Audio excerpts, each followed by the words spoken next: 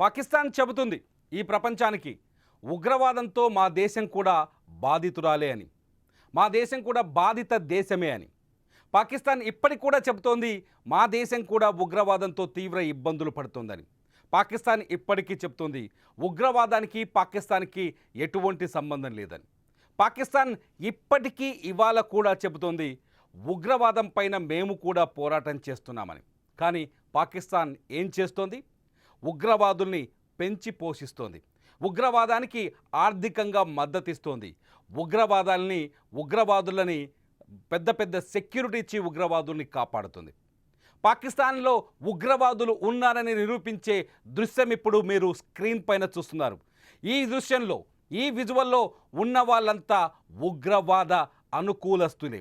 ఈ మీటింగ్లో వేదిక పైన మాట్లాడుతున్నది, కూర్చున్నది ఉగ్రవాదులే. ఈ ఉగ్రవాదులే భారతదేశంలో విధ్వంసాన్ని సృష్టిస్తుంది. ఈ ఉగ్రవాదులే భారతదేశంలో రక్తాన్ని పారిస్తోంది.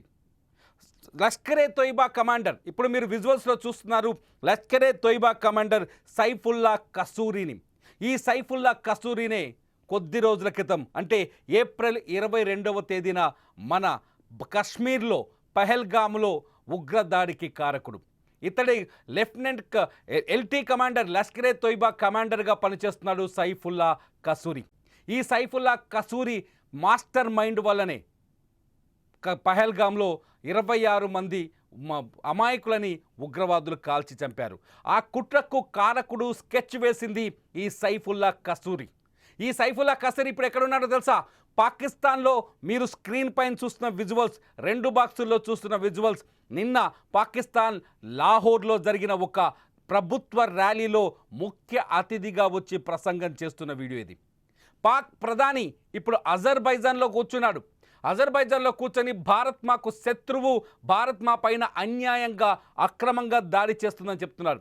కానీ పాకిస్తాన్ లాహోర్లో ఏం జరుగుతోంది? ఉగ్రవాదులు బహిరంగంగా సమావేశాలు పెట్టుకుంటున్నారు.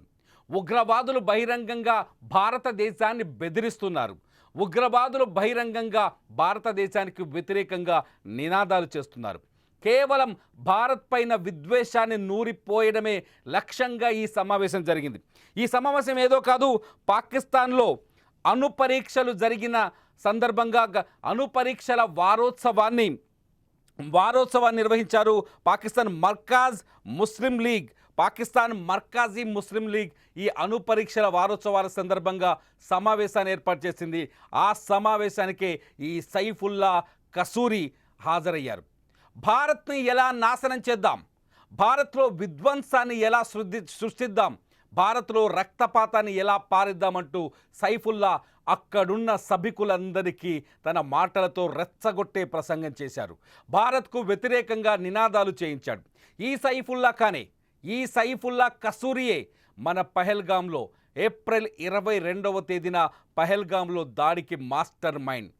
పర్యాటక ప్రాంతాల్ని టార్గెట్ చేయాలని, భారత్లోని పర్యాటక ప్రాంతాల్లో బీభత్సాన్ని సృష్టించాలని, భారత్లోని పర్యాటక ప్రాంతాల్లో పర్యాటకులని, పర్యటనకు వచ్చిన వాళ్ళని కాల్చి చంపేస్తే భారత్ మరింత బాధపడిపోతుందని ఈ సైఫుల్లా కసూరియే ప్లాన్ చేసింది. ఏదైతే ఇతర ఉగ్రవాద సంస్థల నుంచి, ఇతర దేశాల్లో ఉన్న హమాస్ లాంటి ఉగ్రవాద సంస్థల నుంచి టెక్నాలజీని డెవలప్ చేసుకొని, అక్కడి హమాస్ ఎలాగైతే పర్యాటక ప్రాంతాలని టార్గెట్ చేసి దాడులకు పాల్పడిందో అటువంటి దాడులనే భారత్లో ప్లాన్ చేసింది ఈ సైఫుల్లా కసూరియే.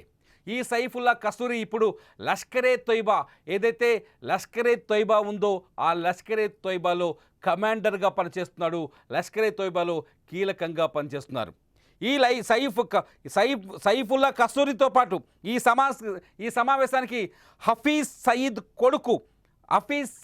కొడుకు కూడా హాజరయ్యాడు. హఫీజ్ సయీద్ లష్కరే తోయిబా నాయకుడు, చీఫ్ హఫీజ్ సయీదే లష్కరే తోయిబాని ఏర్పాటు చేసి భారత్లో అనేక దాడులకు పాల్పడ్డాడు.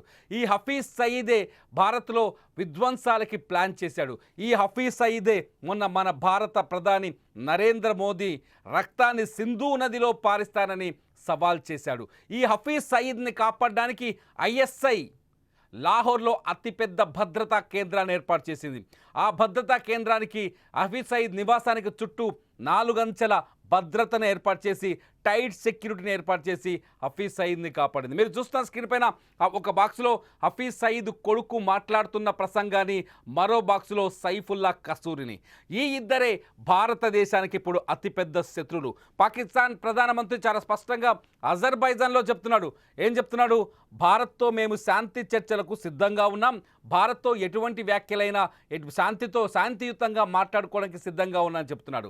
అజర్బైజాన్లో మేము ఊహించక ముందే భారత్ మా పైన దాడులు చేసిందని చెప్తున్నాడు. అజర్బైజాన్లో భారత్తో కూర్చొని మాట్లాడుకుంటే కానీ సమస్యలు పరిష్కారం కావని చెప్తున్నాడు. కానీ అదే పాక్ ప్రధానమంత్రి షరీఫ్, మా దగ్గర ఉగ్రవాదుని మేమే పెంచి పోషిస్తున్నాం, మా దగ్గర ఉగ్రవాదులు బహిరంగంగానే తిరుగుతారు, లాహోర్లో తిరుగుతారు, ఇస్లామాబాద్లో తిరుగుతారు, రావల్పిండిలో తిరుగుతారు, మా ISIA ఈ ఉగ్రవాదుల్ని పెంచి పోషిస్తుందని ఎక్కడా చెప్పలేకపోతున్నాడు. తప్పించుకునే ప్రయత్నం చేస్తోంది పాకిస్తాన్. మేము ఉగ్రవాద బాధితులమని చెప్పుకునే ప్రయత్నం చేస్తోంది. మా దేశంలో ఉగ్రవాదం మా అభివృద్ధికి ఆటంకంగా మారిందని చెప్పుకునే ప్రయత్నం చేస్తోంది పాకిస్తాన్. కానీ ప్రపంచం ముందు ఒక బిక్క ముఖం వేసుకొని తప్పు చేయని వాళ్ళలాగా ఏదో బాధపడుతున్నట్టుగా నటిస్తున్న పాకిస్తాన్ భారత్లో మాత్రం భారీ విధ్వంసాలకు కారకులని తయారు చేస్తుంది, భారీ విధ్వంసాలకి ప్లాన్ చేస్తుంది. భారత్లో అమాయక ముస్లిం యువతని ఉగ్రవాదం వైపు మళ్లిస్తోంది. వాళ్ళని రెచ్చగొట్టే ప్రసంగాలతో, వాళ్ళలో ఉన్మాదాన్ని రెచ్చగొట్టేలా చేసి వాళ్ళని ఉగ్రవాదం వైపు టర్న్ చేస్తుంది. ఇది అతిపెద్ద సమస్యగా మారింది. ఇటువంటి సైఫుల్లా కసూరి లాంటి వ్యక్తులని భారత్ మాకు అప్పగించాలని పట్టుబడుతోంది. ఎప్పుడైతే ఈ ఉగ్రవాదుల్ని మాకు అప్పగిస్తారో, ఇలాంటి ఉగ్రవాదుల్ని పాకిస్తాన్ అరెస్ట్ చేసి అదుపులోకి తీసుకొని భారత్కు అప్పగిస్తుందో, అప్పుడే మన నీళ్లు, సింధు నదీ జలాలు పాకిస్తాన్లో పారుతాయని చెప్తోంది చాలా స్పష్టంగా. మరి భారత్ పెట్టిన ఈ కండిషన్స్కి పాకిస్తాన్ తలొగ్గుతుందా? ఇలాగే దొంగ నాటకాలు ఆడుతుందా?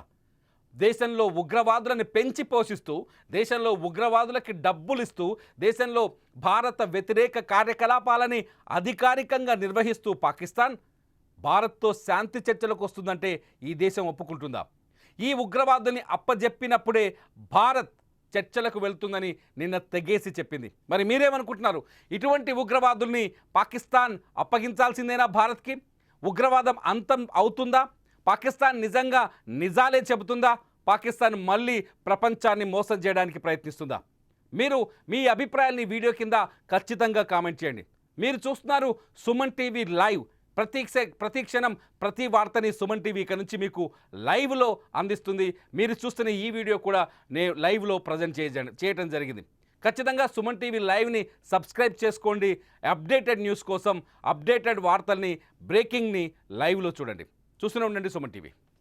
मेरे मोहतरम भाइयों, आज का आने वाला 28 मई ये बुनियान मरसूस के साथ आया है। कुरान मजीद में अल्लाह ताला के ये अल्फाज बोले हुए, इन्नल्लाह युहिब्बुल्लज़ीना युक़ातिलून फी सबीलिही सफ़्फ़न कअन्नहुम बुनियानुम मरसूस। अल्लाह ताला उन लोगों से मोहब्बत करता है, प्यार करता है। अल्लाह की रहमत, नुसरत, गलबे उन लोगों के साथ